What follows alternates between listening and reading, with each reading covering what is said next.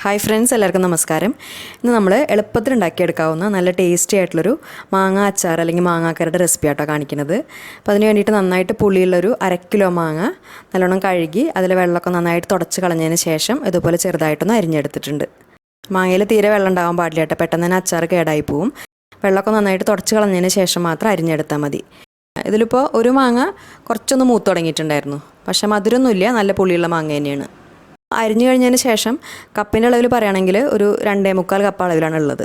അതുപോലെ തന്നെ മാങ്ങ അരിഞ്ഞിടാൻ വേണ്ടിയിട്ട് നമ്മൾ ഈ പാത്രം എടുക്കുമ്പോഴതേ പാത്രത്തിൽ വെള്ളമയം ഉണ്ടാകാൻ പാടില്ല. നന്നായിട്ട് തുടച്ച് ഡ്രൈ ആക്കിയതിന് ശേഷം മാത്രം എടുത്താൽ മതി. അപ്പോൾ ഇനി ആദ്യം ഇതിലേക്ക് നമുക്ക് ആവശ്യത്തിനുള്ള ഉപ്പ് ചേർത്തിട്ട് നന്നായിട്ടൊന്ന് മിക്സ് ചെയ്തെടുക്കാം. ഉപ്പ് നമ്മുടെ മാങ്ങയുടെ പുളിക്കനുസരിച്ച് ചേർത്ത് കൊടുക്കുക.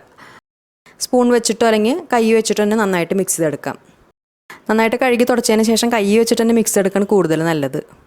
അതിന് ശേഷം നമ്മളിനി ഇത് കുറച്ച് സമയം ഒന്ന് മാറ്റി വയ്ക്കുന്നുണ്ട്. വേണമെങ്കിൽ നമുക്ക് ഇത് പെട്ടെന്ന് തന്നെ ഉണ്ടാക്കിയെടുക്കാം, പക്ഷേ ഉപ്പ് ചേർത്തിട്ട് കുറച്ച് സമയം അങ്ങനെ വെച്ചതിന് ശേഷം ഉണ്ടാക്കുകയാണെങ്കിൽ അച്ചാർ കുറച്ചും കൂടി നല്ല ടേസ്റ്റ് ഉണ്ടാവും. അപ്പോൾ ചുരുങ്ങിയത് ഒരു അരമണിക്കൂർ മാറ്റി വയ്ക്കാം. നമ്മളിത് ഒരു 2-3 മണിക്കൂറൊക്കെ ഒന്ന് വെച്ചിട്ടുണ്ടായിരുന്നു. ഇപ്പോൾ കണ്ടില്ലേ, മാങ്ങാ കഷ്ണങ്ങളൊക്കെ കുറച്ചൊന്ന് ചുരുങ്ങി അതിന് അത്യാവശ്യം ഇതുപോലെ നന്നായിട്ട് വെള്ളമൊക്കെ ഇറങ്ങി വന്നിട്ടുണ്ട്. ഇനി ഇതിലേക്ക് നമുക്ക് ആദ്യം ആവശ്യത്തിലുള്ള മുളക് പൊടി ചേർത്ത് കൊടുക്കാം. അപ്പോൾ അച്ചാറിന് നമുക്ക് എത്രത്തോളം എരിവ് വേണമെന്ന് വെച്ചാൽ അതിനനുസരിച്ച് ചേർക്കുക. നമ്മളിവിടെ 2.5 ടേബിൾ സ്പൂൺ മുളക് പൊടിയാണ് ചേർത്തിരിക്കുന്നത്. അതായത് സാധാരണ എരിവുള്ള മുളക് പൊടിയും കാശ്മീരി മുളക് പൊടിയും ചേർത്തിട്ട് 2.5 ടേബിൾ സ്പൂൺ. സാധാരണ മുളകും കാശ്മീരി മുളകും വീട്ടിൽ തന്നെ നന്നായിട്ട് ഉണക്കിയതിന് ശേഷം പൊടിപ്പിച്ചിട്ടുള്ള പൊടിയാണ് എടുത്തിട്ടുള്ളത്. പിന്നെ ഇനി അതിൻ്റെ കൂടെ നമ്മൾ 1 ടീസ്പൂൺ ഉലുവപ്പൊടിയും, ഉലുവ ഫ്രഷായിട്ട് വറുത്ത് പൊടിച്ചിട്ടാണ് ചേർത്തിരിക്കുന്നത്. അതുപോലെ 1 ടീസ്പൂൺ കായപ്പൊടി, പെരുങ്കായത്തിൻ്റെ പൊടി, പിന്നെ ഒരു 1/2 ടീസ്പൂൺ കടുക് ഒന്ന് ചതച്ചെടുത്തിട്ടുണ്ട്, അതും കൂടി ചേർത്ത് കൊടുക്കാം.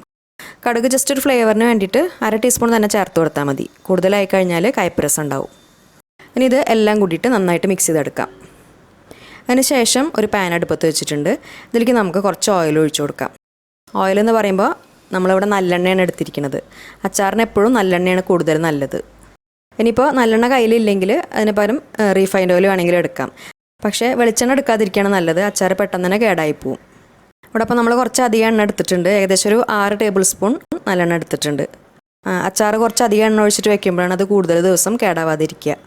ഇനി എണ്ണ നന്നായിട്ട് ചൂടായി കഴിയുമ്പോൾ ആദ്യം അതിലേക്ക് 1/2 ടീസ്പൂൺ കടുകൊന്ന് പൊട്ടിച്ചെടുക്കാം. കടുക് നന്നായിട്ട് പൊട്ടി കഴിയുമ്പോൾ 2 വറ്റൽമുളകും കുറച്ച് കറിവേപ്പിലയും ചേർത്ത് കൊടുക്കാം. കറിവേപ്പില കുറച്ച് കൂടുതലായിട്ട് തന്നെ ചേർക്കാം.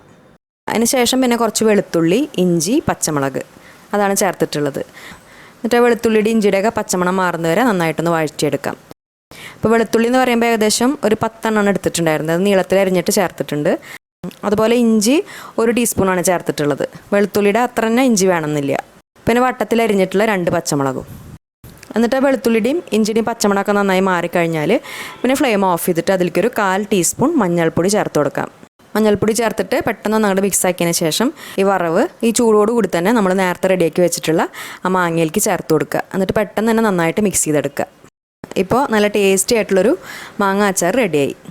ഇതിലിപ്പോൾ നമ്മൾ ഈ മാങ്ങയ്ക്ക് അത്യാവശ്യം നല്ല പുളി ഉള്ളതുകൊണ്ട് വിനാഗിരിയൊന്നും ചേർത്തിട്ടില്ല. അപ്പോൾ നമ്മൾ എടുക്കുന്ന മാങ്ങയ്ക്ക് പുളി കുറവാണെങ്കിൽ ഈ സമയത്ത് നോക്കിയിട്ട് ആവശ്യത്തിനനുസരിച്ച് ചേർത്ത് കൊടുത്താൽ മതി. ഇത് എടുത്ത് വയ്ക്കാനൊക്കെ എല്ലാവർക്കും അറിയുന്നുണ്ടാവില്ല. നന്നായിട്ട് കഴുകി തുടച്ച് ഡ്രൈ ആക്കിയിട്ടുള്ള ഗ്ലാസ് ബോട്ടിലാക്കി വയ്ക്കുക. അതുപോലെ തന്നെ അച്ചാർ നമ്മൾ ഓരോ പ്രാവശ്യം എടുക്കുമ്പോഴും സ്പൂൺ നന്നായി തുടച്ച് വെള്ളമയം ഇല്ല എന്ന് ഉറപ്പാക്കിയതിന് ശേഷം മാത്രം ഉപയോഗിക്കുക. ഈ 2 ദിവസമൊക്കെ നമുക്ക് പുറത്ത് തന്നെ വയ്ക്കാം. അതിന് ശേഷം പിന്നെ ഫ്രിഡ്ജിലെടുത്ത് വെച്ചാൽ മതി. അപ്പോൾ ഈ ഒരു അച്ചാറിൻ്റെ റെസിപ്പി എല്ലാവർക്കും ഇഷ്ടമായി എന്ന് വിചാരിക്കുന്നു. ഈ രീതിയിൽ ചെയ്യാത്തവരുണ്ടെങ്കിൽ എന്തായാലും ഉണ്ടാക്കി നോക്കുക. എന്നിട്ട് ഫീഡ്ബാക്സ് ഒക്കെ മറക്കാതെ അറിയിക്കുക. പിന്നെ വീഡിയോ നിങ്ങൾക്ക് ഇഷ്ടപ്പെട്ട ലൈക്ക് ചെയ്യുക, ഷെയർ ചെയ്യുക, അതുപോലെ ചാനൽ സബ്സ്ക്രൈബ് ചെയ്യുക. നല്ലൊരു റെസിപ്പി വീഡിയോ ആയിട്ട് ഇനി വീണ്ടും കാണാം. താങ്ക്